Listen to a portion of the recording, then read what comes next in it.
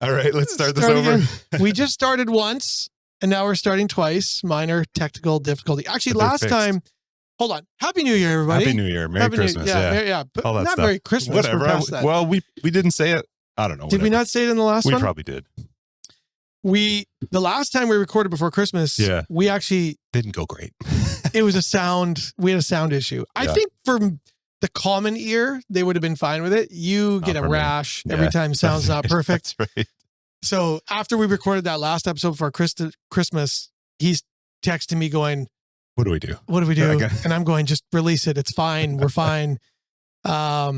So anyways, we just started again here, and we noticed we had something. I saw levels not looking right. We had something screwed up with Mike. So we almost again recorded another episode with bad sound. I would have been pissed. But we caught it. So now as you're watching this, the sound is beautiful. Beautiful. It's perfect. Lovely. It's perfect. Welcome to 2025. Mm-hmm. Excited to do this.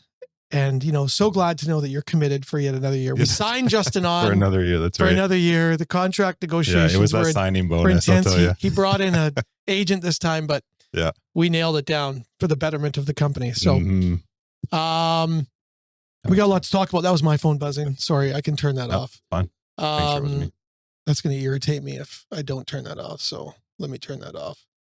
We do have a lot to talk about today. So I'm going to jump into all the news and notes as I still am learning how to operate my phone. Yeah, we have had an incredibly exciting start to the year. By the time people are seeing this, the news has probably trickled out, but we are honored to be able to take on a number of agents into our mission office. Joining us from Royal LePage Preferred Realty. So an existing RLP office that has been owned for many years by a name that many people know, Del Tuit. Sorry, Del, if I'm not saying your name, Tuit. Mm-hmm. But Del and us have been talking for some time, and Del thought it best that now was the time to, stop doing what he was doing and join forces with us. So all of the preferred people are being welcomed with open arms into Little Oak, and we are just super pumped. We've been spending some time with them in the last week. We had some meetings, had a wine and cheese. Some of our own people came out to greet them and see them yesterday. Yeah, they're great. So we've instantly grown rapidly in Mission, and we will once again be reestablished as number one market share in the Mission market. So, it's exciting. And there's a lot of familiar faces there. Some of the people in that office worked with Little Oak many, many years ago. Yeah. And so that's just tremendous. We love growth, and we need growth. We always need to be growing. And this is something that we're really excited about. So it'll be good. Congrats to Dell. Congrats to us. Congrats to everybody really in the brokerage, because this is great news for everybody. Yeah. So, that's item number one. Item number two, I want to give an update on, we discussed in a office meetings at the end of the year. We talked about office tours. Yep. Office tours. Bringing them back. So, these are known. I used to do them. That's right. I was going to say, so the old guard, you're part of the old guard, knows what office tours are. If you've only started like in 17 or 18 moving forward. Yeah. Like we haven't been done for a long time since the market shifted. Because the market got too hot for office tours starting about 2015 or 2016. Yep. And by too hot so what office tours are, if you don't know, we go out on a, maybe bi-weekly basis. It used to be weekly, but let's say bi-weekly basis. And in each location, so Abbey and Surrey and Mission, agents who are interested in those markets go and view current listings that agents in our office have. And we used to do it on Tuesday mornings. It's like a couple hours, and you might be viewing anywhere between 4 and 8 properties, depending on how many there are that week. And the whole purpose is to get exposure internally, feedback for sure. And it's just a great way to promote your listings, and sellers for the most part love it, because in addition to all the other things going on, now you're able to promote it internally to this great big office that you're a part of. But the ability to do that is dictated by market conditions. Market got hot in 2015, took off and soared through 18. And because we don't have enough inventory and places we're selling too quickly, office tour gets shut down. Then, of course, COVID comes not in. Coming back. That's not a thing anymore. And the market was also hot. Yep. So here we are, post hot markets and COVID, trying to figure out, is there a way that we can piece this back together and make it work moving forward? So just want to update everybody that is still on the radar. Yep. It takes a little bit of administrative work and details to put it together. It is also, though, market dependent. We are at a place where inventory is once again low, having just come through the Christmas season. And case in point, I was in a conversation with a couple agents here this last week where we were saying like, oh, I wonder if we'll be able to get it going for, third, fourth week of January. And all of those listings that we were talking about putting them on, two of them in particular one of them got 8 offers. The other one got 2 offers. That's been one of the struggles about putting it together too, is I think once it gets going, it will roll a little bit easier, but that first one is really tough because you got to get the agent buy-in for who has listings, but then those listings were disappearing. Yeah. I mean, basically it sounds silly to say, but it actually works better in slightly slower market conditions, or at the very least normal conditions that have more inventory. Yeah. So all that to say, the update is this: we're doing it. Still coming. We thought of this right before Christmas. Hey, we should do this. Staff are working at putting it together in different locations. You can expect to see some details on this. And then, of course, as I said in the office meeting in December, whether or not it's successful is going to depend entirely on agent buy-in. 100%. We've got to, want to do it, get all of our listings in it, and then participate and show up at these. They were fun. And they're super fun. Oh yeah, they're super fun. You get together for 2 hours on a Tuesday morning, everyone drives around with a coffee, and you're just bullshitting about the market and everything that's going on. It's a great way to learn. It was a great way for me as a new agent. I remember doing it as a younger agent, and it was an awesome time to be able to just spend time with more experienced agents, picking their brains, learning from them, seeing how they think through valuing properties and things like that. So, so yeah, that's coming. I don't know. We don't have like a launch date yet, but we're working at putting the protocols in place, the systems in place, and then we're going to try to launch it. And it might not even launch in every location at the same time because it's going to depend a little bit on participation and level of listings. Inventory for sure. But anyways, that's the update. So it's coming. Watch for that. Yep. Updates to training and office meetings. Speaking of, you mentioned office meetings. There are some changes coming there. Yep. Yeah. So we're going to make a change here where we go to, so for the longest time, we've only done one office meeting. I mean, there has been times in the past that we've done multiple different times. Yeah. But, given our size, locations, how spread out we all are across different parts of the Fraser Valley, we're going to try running 2 office meetings every month. The office meetings will be identical, hypothetically, like the content, but it's going to give our agents a greater opportunity to attend in person, which is really what we want. Yeah. We want to drive greater in-person attendance, and we're also going to slightly adjust the content of the office meetings to do a little more value add in an effort to have more people coming. So it's going to look something like this, where we've always been on Wednesdays. We're going to continue to be Wednesdays. It's going to continue to be the same time, but rather than it being only the second Wednesday of every month, it's going to be the second and the third Wednesday of every month. So just, we're adding one more, and we're going to have like an East and a West. So we're going to run as we normally do out of the Surrey classroom, and we're going to run out of the Abbotsford classroom. Yep. And that's going to help us capture people that are, out towards more Abbotsford, Chilliwack, Mission, and even parts of Aldergrove, Langley, or whatever. And then those that are located where it's more convenient because you're out in Surrey or South Surrey or any other part of Surrey. It's going to give you an opportunity, not that you have to attend, specific ones. You're welcome to come to any one or both, but we're going to test this and see if this increases participation and attendance. Yeah. That's really what we're after here. And the idea is to hopefully have it so you don't have to skip every second one if it's too far for you. But the fact is, last month's office meeting was great because we had high attendance, and it ended up leading to, if anyone was there or the people, especially the people on Zoom, noticed this, conversation. It drives conversation when you have that many more people, and yeah, it was really good. So hopefully it will mean that if people felt like they were missing every second one because they didn't want to drive, yeah, now they won't need to. Yeah.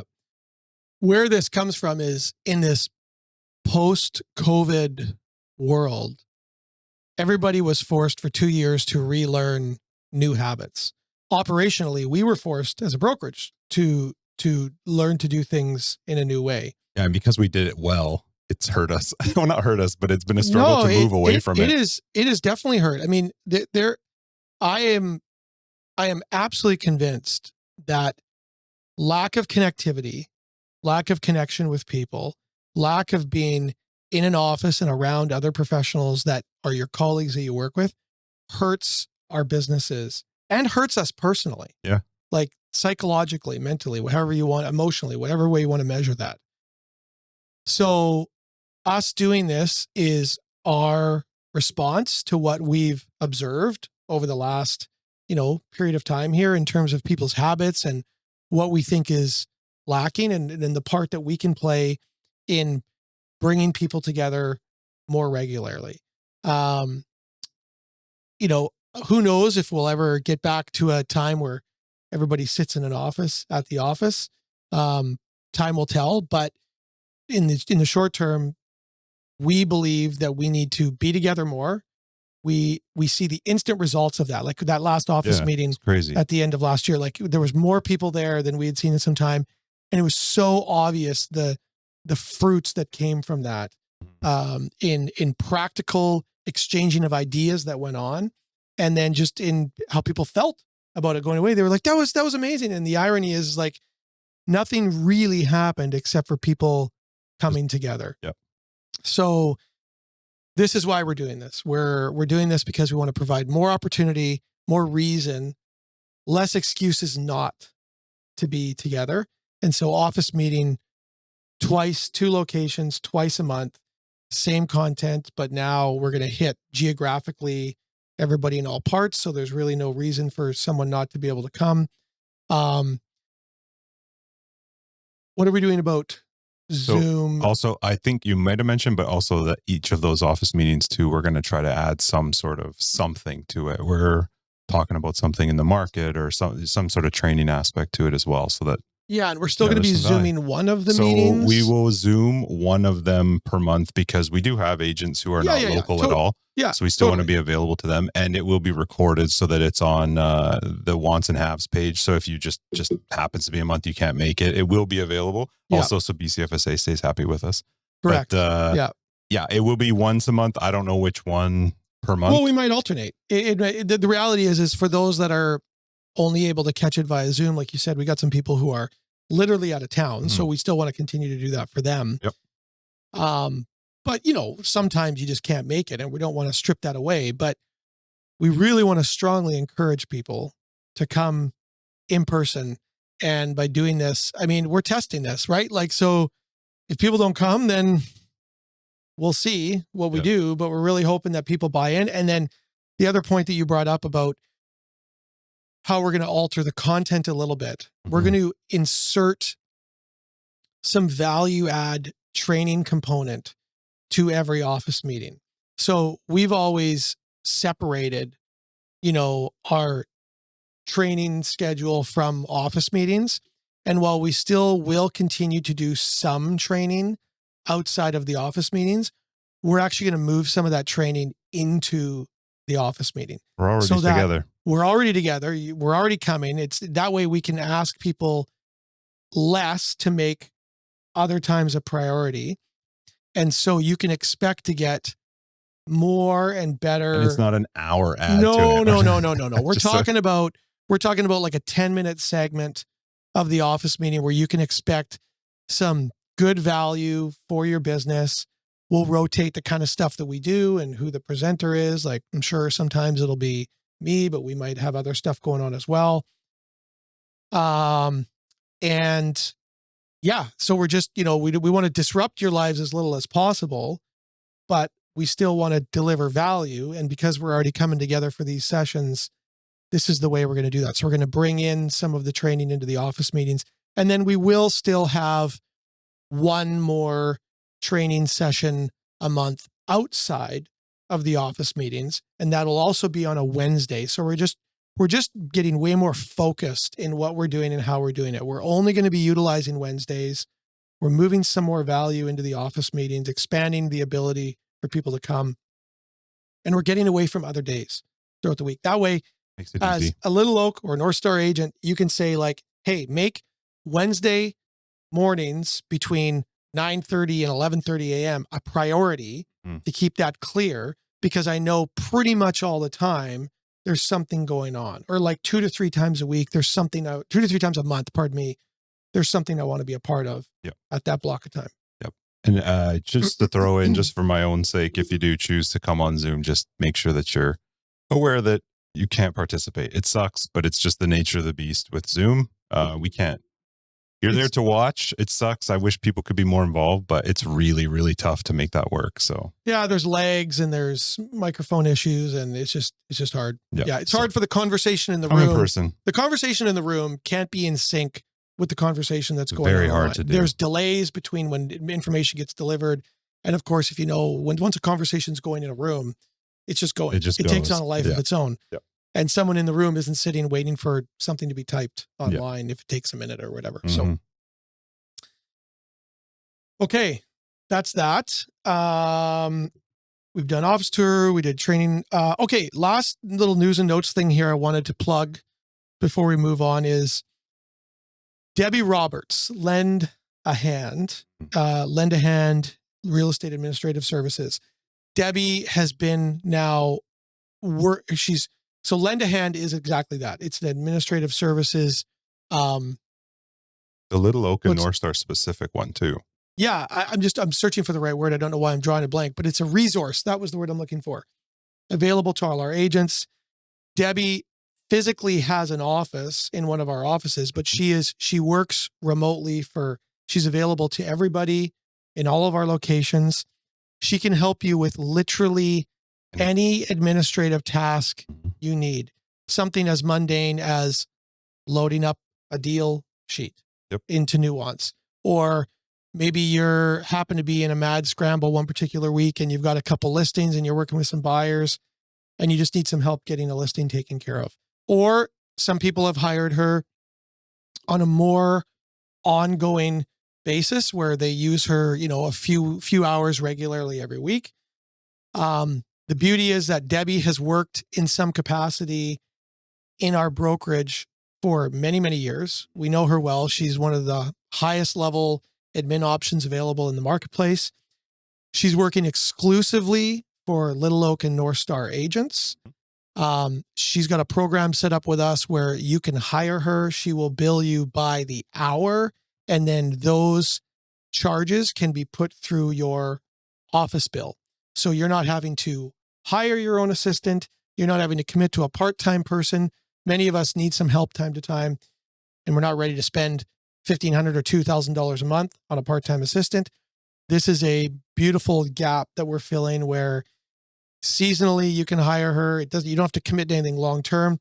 Her capacity may fill up because I know more and more people are using her now as it's becoming more known. So, if she gets full capacity, then we'll cross that bridge when we get there. But for now, she's got availability and she's there to help. And so if you are a agent where that sounds attractive, reach out, at least have a conversation with Debbie so you know. Especially as we start to get into a busier market. Yeah, you know what the options are and what she's capable of. And then, if you happen to get stuck one week where you need a hand, that you can just call Lend a Hand. The email is assist@littleoak.biz. So you can email Debbie, assist@littleoak.biz, ask her any questions you want. She'll get you the information about what she can help you with. And it really is limited. I mean, she's helped people with website stuff, with database stuff, and then also with deal stuff. Yeah, she does everything. She's capable of everything. Yeah. Once again, I'm losing my voice. Early in the morning, I'm already losing my voice. I've been fighting this cold I feel like thing. Everybody has, though. Oh, man. Like whatever I do a lot went of around. talking, and then my voice starts to go. These are much more enjoyable to do in the morning, though. Yeah, I have more energy in the morning. Yeah, totally. Did I cover that all with Debbie? I think you hit it. Yeah. Debbie is the best. If you have any, I think you said she's limited, but I think you meant to say she's unlimited. Like she can cover almost everything. Did I say limited? Yeah. And I think it was just a mistake. Yeah. Her capacity within the administrative area is unlimited. She is very, very capable in everything. And the fact is she's so connected internally that if there's something she struggles or she's trying to figure out or she needs some help with, she can probably reach most of us faster than anybody else can. So, well, she's worked with us for, I don't even know, 15 years. Yeah, long like time. In different capacities. She's worked for different agents. She's been in our systems. She knows all our staff. Our staff all love her. She's been a realtor too. Yep. So she knows every aspect of everything. She's got great rapport with our staff. So in terms of managing any administrative detail in our Little Oak and North Star systems, there's no one better. No. So we brought connection. Debbie on quietly in the middle of last year, because it was a new thing. It was kind of like a pilot project. We were testing it out. She was testing it out. And now that we've figured it out and we've got our wheels, she's ready and we're ready. And she's been working with us, a handful of agents starting back last fall. It's definitely gotten bigger. Oh, yeah. She's growing. Yeah, totally. Yeah, I don't want to name drop, but maybe I can name drop. I mean, Rob Angus has worked with her. Canwar's working with her. Kurt Dirkson's working with her. Even you're working with her. She's helping me right now, 100%. Yeah. Christy's away, still working for me remotely, but away for 3 months, helping with a grandbaby that's in northern BC. So I've got Debbie doing some stuff for me as well. So there you go. There's a plug for Debbie. I don't know if Debbie watches these, but now I'm going to make her watch this episode. Yeah, I think she does, but assist at Little Oak Biz. Yep. That's your easiest connection to her. Okay, that's kind of the news and notes. I want to get on to just some market information, things that are relevant to the marketplace that I think are important or worth mentioning. So let's go back for those that were in the meeting and the office meeting in December. I believe I went on a bit of a rant about, or maybe it was the office. Have we had an office meeting in January yet? The January one was awesome. I keep saying you did mention December, but I know you mentioned. Yeah. I'm okay. Maybe mornings are worse for me. No, they're not. They're not. The office meeting, I guess it was last week or whenever we had it in January. Was it? I think it was last week. We're just, time flies or goes slow depending on who you ask. I don't know what it is, but yep. I went on a rant about capital gains. I wasn't listening. There were so many things going on here. I went on a rant about capital gains and just specifically the changes that are, I guess, still current federal government had made to the. Is this the provincial and the federal one? This is just a federal conversation. Okay. This is the previous laws that we've had in place for a long time was if you sell something and you experience a capital gain, i.e. a piece of real estate, that's not your principal residence, right? So it's an investment, rental property, whatever. 50% of the gain is taxed at whatever tax rate you are taxed at. Okay. Yep. So you don't pay 50% tax. 50% of the gain is taxed. Oftentimes that works out to roughly 20 to 25% tax for a lot of people when you look at the total gain. Federal government changes law sometime in the last year and says, we're going to take more tax. So they say essentially for any gains that are above and beyond 250,000. Oh, they added a scale, like a a scale. So the first 250 gain, you're going to be taxed according to the 50% capture rate. Anything above 250, we're going to capture 67% instead of 50% and tax you based on more of it. Okay. That was the gain. That was the change. Like in our parliamentary system, governments release budgets. In their budgets are changes to law, sometimes tax law, but then it doesn't actually become law until it is passed or ratified, whatever the right word is, in Parliament. Well, we got a little bit of stuff going down in our federal politics where now they made a bunch of changes and the CRA has begun treating this new tax as if it's been adopted into law, even though it never was adopted into law. So I bring all this up to say that, I'm not going to say anything profound today, but if anyone's been watching, just even since our last office meeting, there's many articles written on this. There's many groups impacted by this. I received actually my own email from my accountant. I've seen other emails from other accountants. Not everyone is taking the same stance here.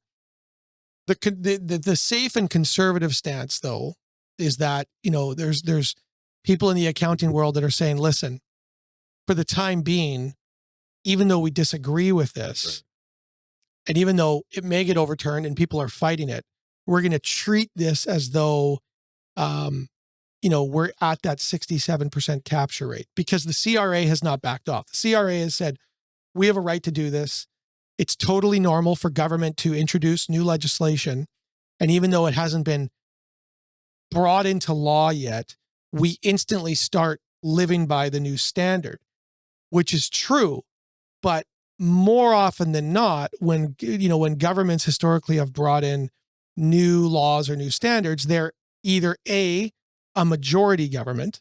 So they, there's no question whether or not it's going to get brought into law, or even if they're a minority government, they have the support of other parties and they know it's going to pass through the House.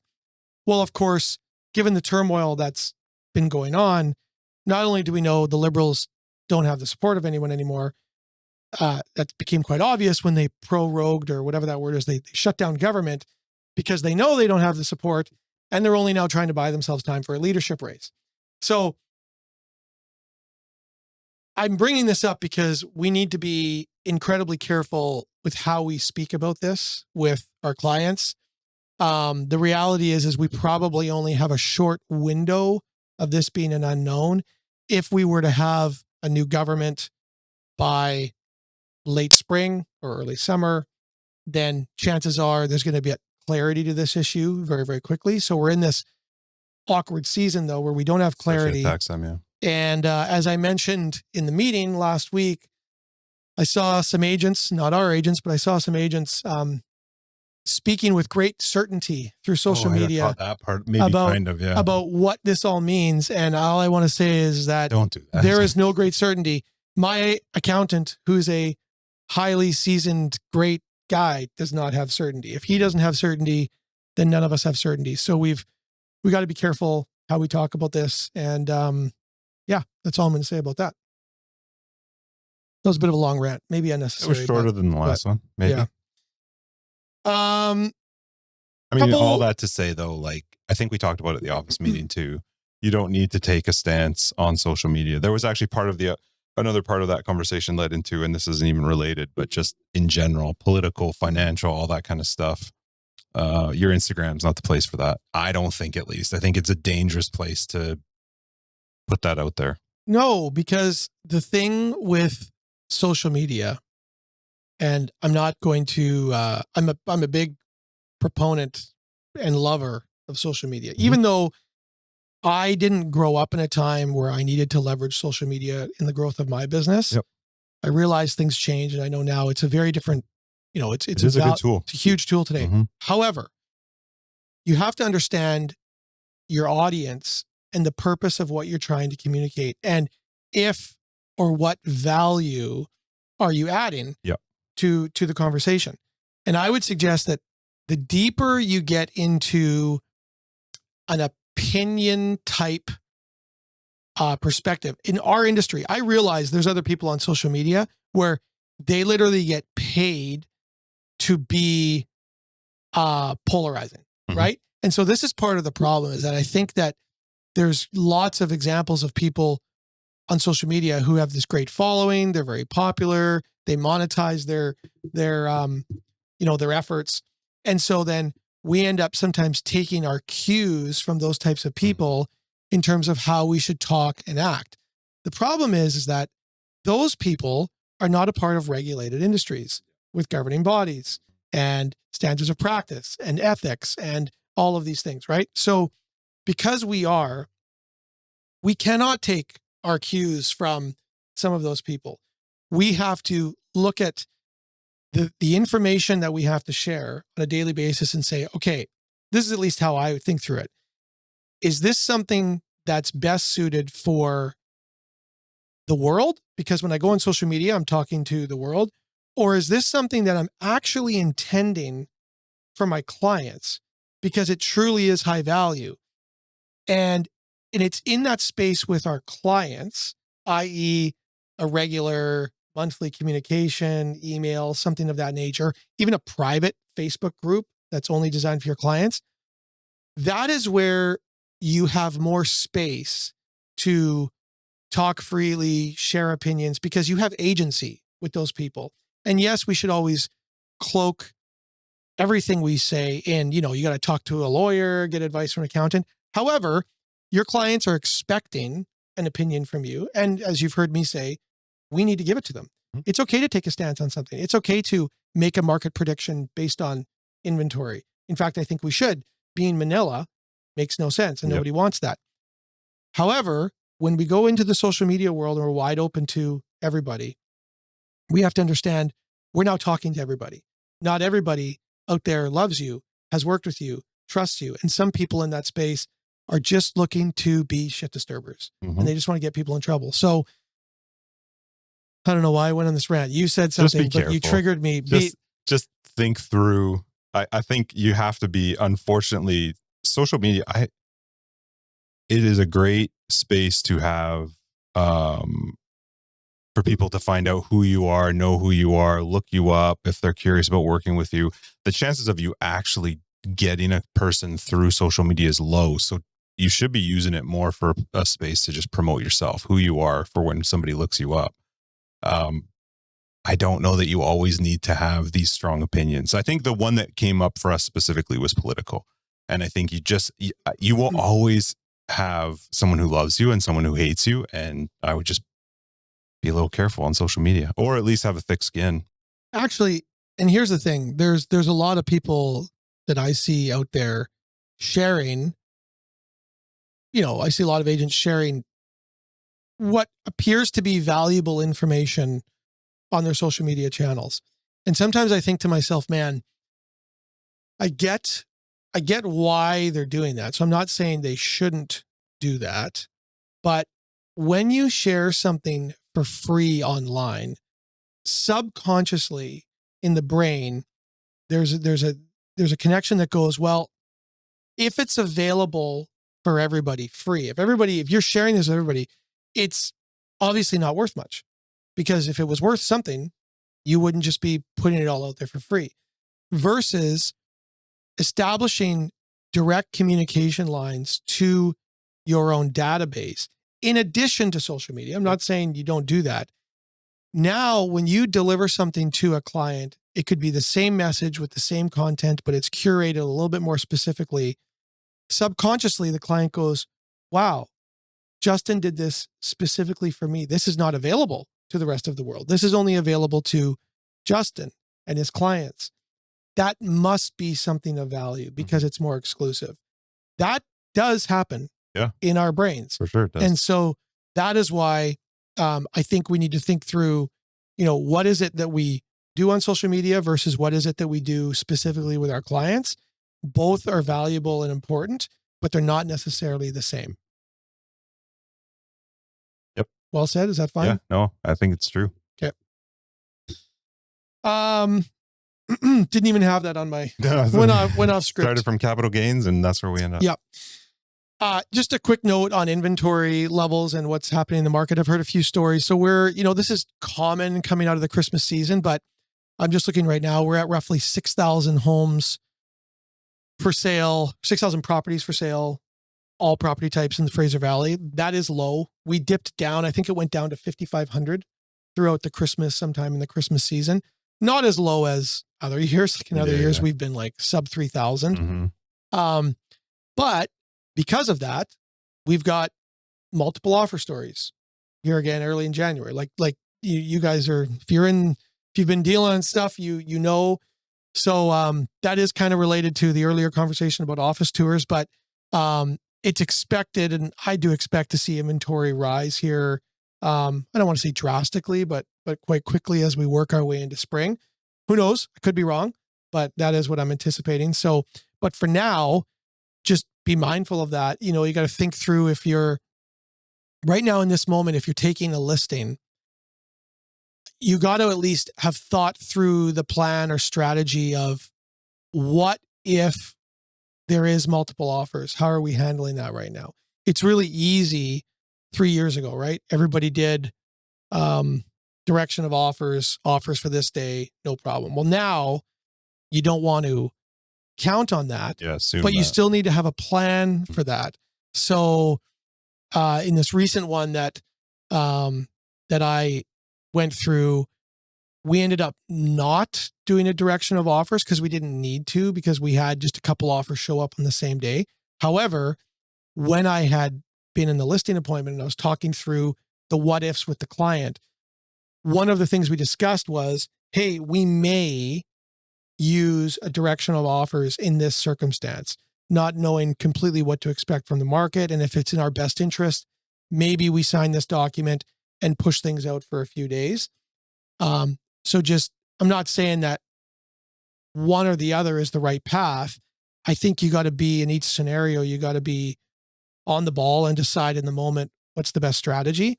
But I think it's probably prudent to be discussing that with your client before you go to market, so that it's been talked about, you kind of have a rough plan, and then you know what your options are and what you may or may not be doing depending on what happens with showings. With your listing, did you sign that deal beforehand, or like, did you have that? Because you said you had that discussion with them, but was there a thought of one or the other? So we might go, we might not go. Trying to get me in trouble with David? No. Oh, could I get you in trouble? I mean, you obviously always so have it signed. In this case, I did not have it signed in advance. My client's easily accessible via DocuSign. Could have easily. I have before pre-signed them with blank dates, because in those situations, it was like, we don't know what to do. We don't know what to expect. The client's not going to necessarily be easy on particular days to sign something quickly. And I wanted to be able to say to agents in a timely fashion, we've got a direction of offers and I'll be posting it shortly to Paragon. And of course, to post it, you just got to confirm the dates you want to choose with the client. You fill them in and away you go. I'm not sure if somebody would poke holes in that, if whether or not you can pre-sign a document that doesn't have dates, but I have done that in the past, and maybe David will tell us that we shouldn't do it that way. I didn't do it that way this time. We didn't need to do a direction of offers, but in this environment, it's possible that you will need to or want to do that. And like, I know Logan took a listing, Logan Cameron in our Abbotsford office. He took a listing, didn't know what to expect, talked me through, we talked about price. I kind of helped him. Yeah, I think we should price it this. What do you expect? Well, I don't know. Goes to market, 8 offers. And like, it wasn't priced ridiculously cheap. It was priced well, but 8 offers. And so that's a byproduct of, inventory levels right now. And he needed to be quick on his feet and be able to deal with a direction of offers. Are a lot of those ones coming in, like, are we still looking at over asks, or are these just more? I don't know if anyone wants to ask Logan how it all went down. I don't have but for yours, like, are you seeing it where it's still multiple offers are going? The one that I just did, I got a deal for full price. So it wasn't what I'm hearing, my own experience and what I've heard from a lot of other agents is that you can have multiple offers, but you're not necessarily blowing the lid off. It's not like what it used to be where the price was exploding. No. Because we've got the data now to prove it. Like, in the past, let's say through the last 6 months of last year, there was lots of stories of multiple offers, right? Not all the time, but there was enough stories. But if you look at the data, it's not like prices spiked. So that tells you that even in the season of multiple offers, those offers were not driving prices incredibly high. We stayed relatively flat. with prices. So, I think the issue is that we've got a lack of inventory, and because we've got a lack of inventory, when something's priced properly, you get a concentrated amount of buyers who are fighting over it because there's not a lot to choose from, but they're not driving up values. They're limited right now. And they're going, well, yeah, I want it, but I don't want it so much that I'm giving you 75 grand more, which of course, what was happening for years. Right. So it's interesting. It's a unique time. I can't say that I've ever seen this before, where we have this sustained period of low inventory, multiple offers, but prices not being driven up. So just for fun, to put yourself on the other side and for me to actually be asking a question and being involved in this conversation, you're working for the buyer and price is no longer the thing that's going to push it up. What are you doing when you're going into a multiple offer scenario that's going to make you more, like, are we seeing subject free? Very unlikely right now. Cool. Like, I mean, so I've heard of it, but I don't think it's very common. Yeah. So price is not pushing it up. Subject free is not pushing it up. What are you doing with your buyers right now, going into a multiple offer scenario to make your offer?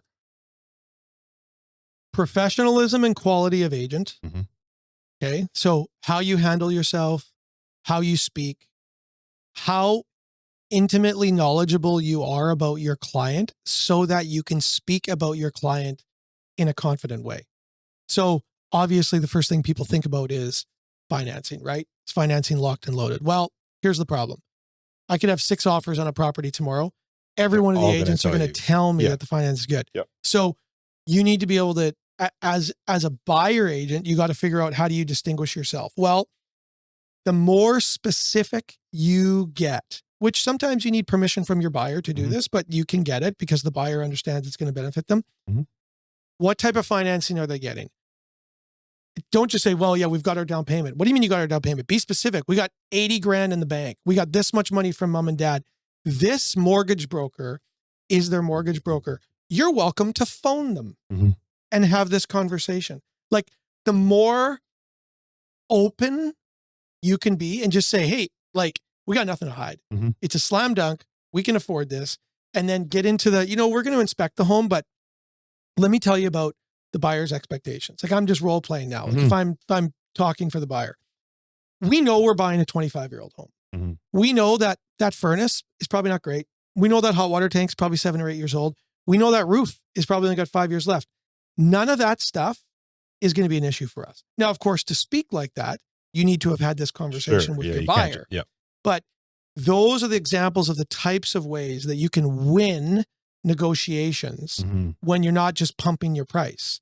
And I see very little of those types of tactics being used. Like, when I'm in the other seat, and I'm surprised sometimes how little the buyer agents give me. Like, I'm having to dig. Like, well, tell me something about your buyer. Tell me. And then people, like, have their guard up. And when they have their guard up, well, I'm going, well, now I got my guard up. Because what are you hiding from me? Versus, so I had a conversation with an agent yesterday about, well, this was in the multiple I was involved in. It was the exact opposite. It was like, Andrew, let me tell you about these people. Here's the mortgage broker. Here's where the money's coming from. Here's their situation. Here's why they're going to buy this place. We're going to inspect it, but to be honest, we don't even care what comes up. Like, we're buying it. I got a lot of confidence with that, with that type of person. Cool. So now, to represent your buyer in that fashion, you need to be careful that what you're representing to the other side is true and factual. But these are the types of things we should be going through when we're in an environment where a buyer doesn't want to pay another 10 grand or 15 grand, and you're not endorsing it. How can we improve our chances? Well, buyer, maybe we can be lenient on things like home inspection. Like, what are we really expecting here? Let's talk through that. This is a 25-year-old property. Let me tell you what I think is worst case scenario. And then if you're comfortable telling me that you're ready to inherit all that, we're going to talk about that when we present this. I like it. And if they say no, then great. We can't talk about it. What else can we talk about? But as open as you can be is key. I like this version of multiple offers better. Like, I've been in both sides of it in the past, but I like where you're not just guessing on price and you're more, I think everybody likes it better. Yep. probably time to wrap up, but one last note. I mean, everybody knows this, but Jan 29 is the next Bank of Canada announcement date. I think what we've seen now, because we were in this long enough in terms of interest rate drops, is that to this point, drops with the BOC rate, which only impact the variable rate, have had very little impact on the market because the variable lending rates have still been higher than the fixed rates. So you make an adjustment to the variable rate, it's like, well, it doesn't matter because I can, it's still not as good as the fixed rate. So everyone's just watching the fixed rates. Fixed rates haven't moved. And so it hasn't had much of an impact on our market because cost of borrowing to most consumers has remained unchanged. Yeah. I would say the variable market definitely has a greater impact on the commercial world.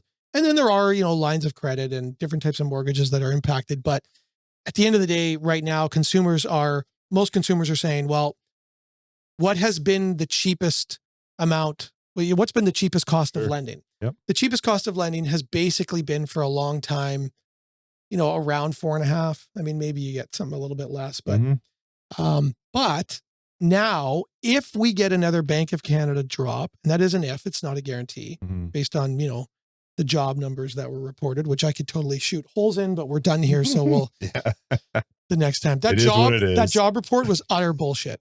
It is, if the government decides to hire a bunch of workers, that's not the economy getting stronger. And that's what happened in the last quarter. They said, oh, look at all the jobs we added. Not private business, not private sector. That's government spending their money before the end of the year, because if they don't spend all of their budget, guess what happens? Their budget gets cut back. So miraculously, there was all these government hires at the end of the year. It's absolute nonsense. Total garbage. Huh. That's another podcast. We'll talk about that another time.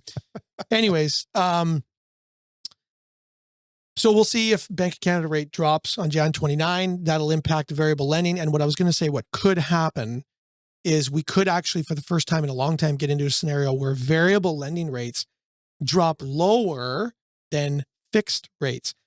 That could put some pressure on the banks to drop their fixed rates. I know everybody says, oh, well, fixed rates are only tied to the bond market. And yes, there's truth to that. But what banks also like to do is balance their books. They don't want to have too many people in one type of product or the other. They don't want to be overexposed one way. And so if more people started to jump into variable, then what we've seen in years gone by is they make fixed products more attractive because they like to balance out their books and get What did they do during COVID? When variable dropped as crazy as it did, what did they do? Well, everything was cheap during that time because the bond market was down. I mean, the bond market eventually started to go back up, but the bond market was way down. So, I couldn't, do you think they found ways to balance that fixed versus variable back then? Like, I don't remember what fixed was. Because I remember variable was everything people were talking about. There was a lot of people that went into fixed mortgages though. Like there's always a proponent, a portion of society that says like, yeah, I know I can get the fixed rate at 2.1, but I've been around long enough. I'm locking in at 2.9 because now I know I've got that. You meant variable. They were seeing the variable and they go, oh, I'd rather stick with the fixed. Yeah, because the variable was cheaper. Yeah. But the fixed, but everything was so low. It's like, well, when you run the math on the difference between 2.1 and 2.6, like on certain size mortgages, you realize like the interest rate is so low, it's nothing. Yeah. Like it's peanuts. It's a bigger difference when you're talking about, 4 to 5 versus, 1 to 2, right? Yep. So, anyways, Jan 29th, hard to know what to expect at this point. Sounds like it's probably not going to be anything more than a 1/4 point adjustment based on lingo, but who knows? There's lots of runway between now and then, and we'll see what happens. But I think it's safe to say that for significant consumer impact, we need to see fixed rates come down slightly. I've said for a long time, we need to have money below 4%. Yep. If people could get money in the high 3s, I think that would really open up the marketplace. Not crazy, but it would make a substantial difference. I don't know if we're there yet. Not fully understanding of all the mechanisms that make that happen. Sometimes I don't fully believe all the things that we're told. But bottom line is we don't have those rates today. So we'll see what happens with a potential another rate drop, or Cool. maybe not. Maybe we don't get a rate drop. We'll see. I know. Next time we're going to get you to talk more. I lose my voice in these things. I feel like I said a few words. You did. Yeah, you did. we got, You did. I don't even know. I will probably be doing this beforehand, so we don't really need to talk about any upcoming stuff. But we are going to have changes in February, so we'll see people at the office meetings. Check the portal, watch for updates on the calendar. Obviously, didn't even touch on this. We got awards coming up in February. We got medallion coming up. So, I mean, there's more time between now and then to talk about that, but we got lots happening, and let's get to work selling houses and making our clients happy. Awesome. Giddy up. Thanks. Thanks. Yep.